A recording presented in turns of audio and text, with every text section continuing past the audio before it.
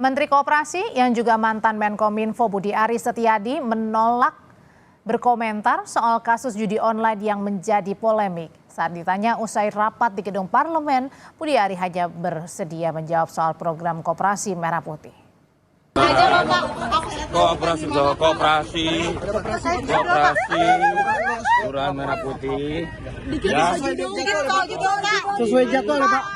Sesuai jadwal, Pak. Informasi dari sejumlah kader PDI Perjuangan, saudara, yang melaporkan Menteri Koperasi Budi Aris Setiadi ke Barreskrim Polri. Budi Aris dilaporkan atas dugaan fitnah. Kader PDIP melaporkan Budi Aris karena menuding PDIP dibalik penyebaran informasi soal dugaan komisi 50% dari judi online untuk Budi Aris. Dalam laporan tersebut, kader PDI Perjuangan melampirkan rekaman wawancara Budi Aris dengan wartawan dari salah satu media.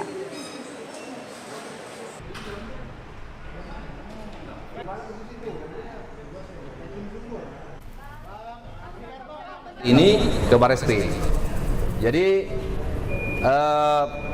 bukti-bukti yang bisa kami sampaikan adalah ada video yang utuh, ada video, ada rekaman yang utuh pembicaraan yang Budi Aris dengan salah satu dari media juga. Nah, dari situ kami membuat laporan. Ketua DPP PDI Perjuangan Deddy Sitorus menyebut Ketua Umum PDIP Megawati Soekarno Putri tersinggung dengan ucapan Budi Aris yang menyebut partainya dibalik berita buruk soal Budi Aris dalam kasus judi online. PDI Perjuangan menegaskan akan mengambil langkah hukum pada Budi Aris. Jadi sudah tahu Bang? Oh sudah tahu, bahkan Ibu cukup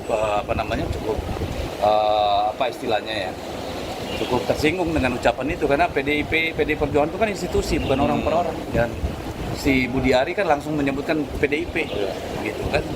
Itu keterlaluan menteri kayak begini.